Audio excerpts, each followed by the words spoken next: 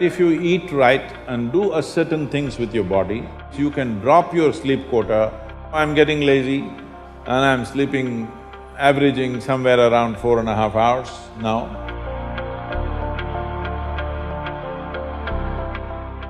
What type of food we should eat so that our life reaches its full potential for a college or a school-going student?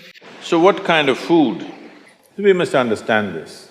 Food is not a religion, food is not a culture, food is just the fuel for this machine. Yes? There may be cultural aspects to the tastes, there may be even religious tinge to the food over a period of time, but essentially food is fuel for this body. So with what kind of food will it function with minimum struggle within itself and maximum impact? So suppose you buy a petrol car and pump diesel into it, it may still roll around but not at its optimum. Similarly, various foods you can eat and still somehow it functions. But those communities which have eaten with care, you can clearly see a distinct difference in the way they function, the levels of intelligence and whatever. So in India, we prescribed food for different people in different way. If you're doing menial jobs, you eat one way because you need physical muscle. If you're doing other kinds of trading and other kinds of activities, you eat another way. If you're a fighting class, you eat differently. And now if you're into education, spiritual process and subtler aspects of life, then you eat differently. If you're in education, one of the greatest challenges is to stay focused on something. The goddamn textbook, I'm sorry. The wonderful textbook that is written for an average intelligence. It's a common prescription. It's not written for the brilliant student. It is written in a way that it's a common prescription, everybody gets it. But that textbook, how much effort it is taking for a whole lot of people? How they have to read it 10 times to get it? But you lie down in your bed and read a love story, you remember every word, huh? Yes or no? How come? So you don't lack memory, you don't lack focus. It is just that textbook and you, chemistry is not working. So, what you need is a higher level of focus, a higher level of involvement. And another great enemy for a student is, because this textbook is such a tranquilizer, the moment you open it, go to cinema till 2 AM you're up, open the textbook at 9 o'clock, right there, you smash into it.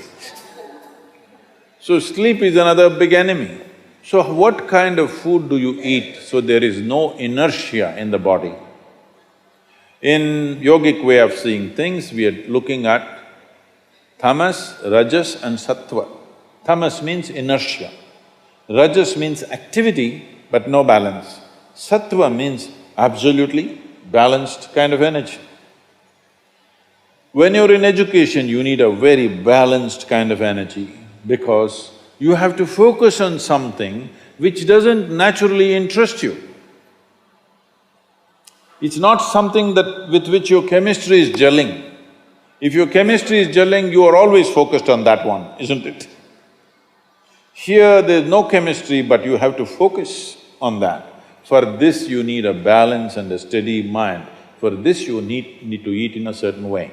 To put it very simply, food goes through your body through the alimentary canal. From your mouth to your anal outlet, there is a pipe. Through this it runs, going through various stages of digestive process.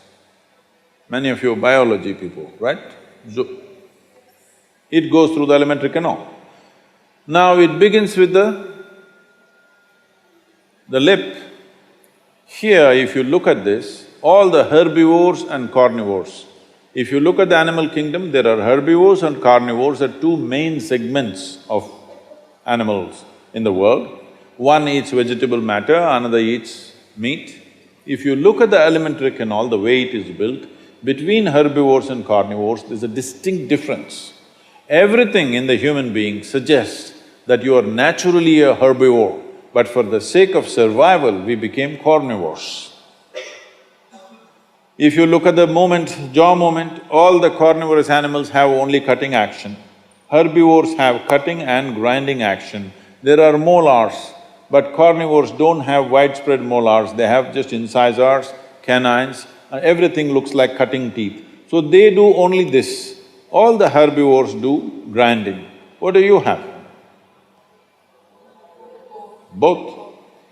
So you are supposed to chew your food.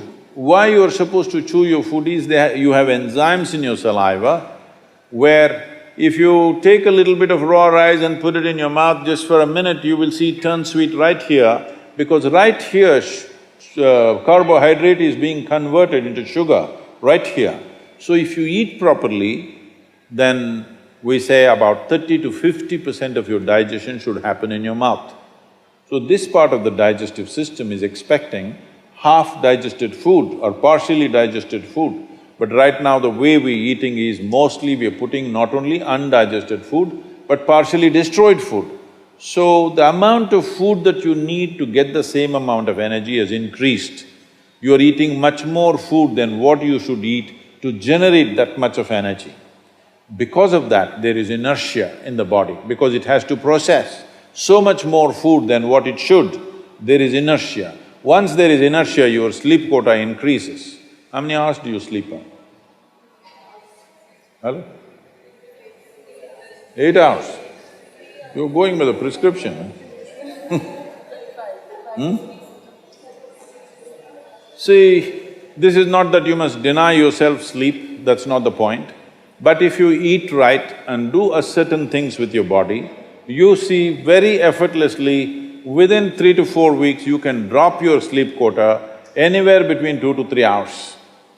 1.5 to 3 hours very easily you can drop if you just eat consciously and just learn to sit properly, just the posture, your geometry of the body and what goes into the system. If you just manage these two things, you will see sleep quota will just come down like that.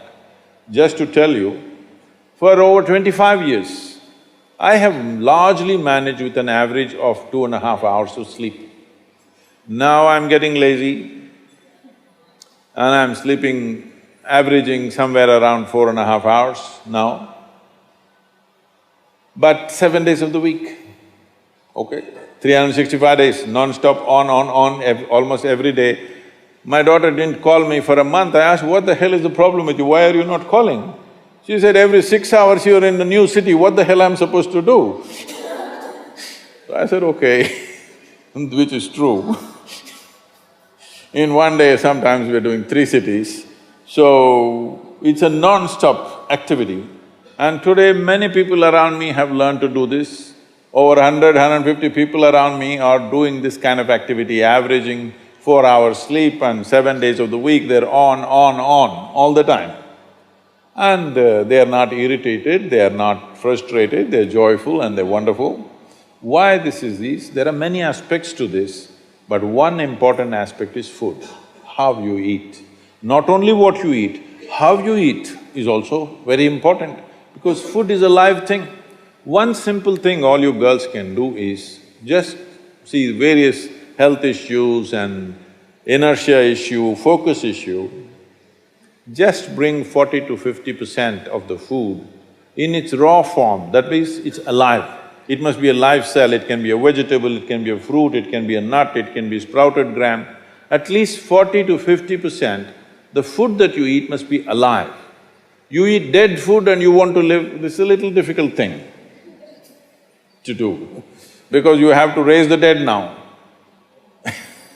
But if you eat live food, one thing you will see is the state of your mind, your focus and your sleep quotas, and above all, staying awake is not good enough, you have to stay alert, isn't it? How alert you are, how focused you are, only to that extent everything yields to you in this world, isn't it so? What is the level of focus will determine whether the world yields to you or not, isn't it?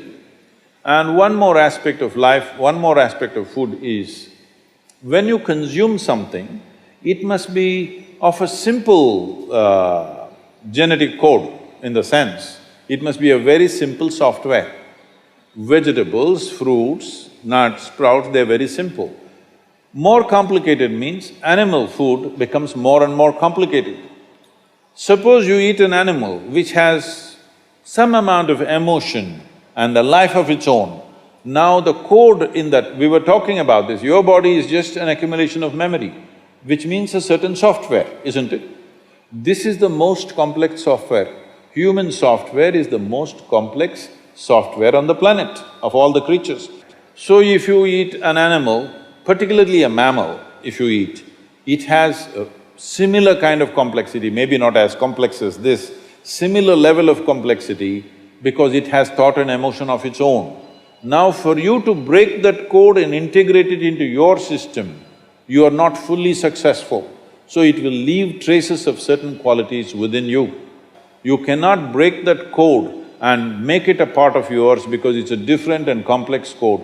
If you eat a leaf, a vegetable, a fruit, a nut or a sprout, this is much simpler. If you must eat non-vegetarian food, you must eat that which is furthest away from you. So generally, fish and water life is furthest away from you. So if you must eat non-vegetarian food, the best thing to eat is, you're on the coast. Fish is the best thing to eat that way.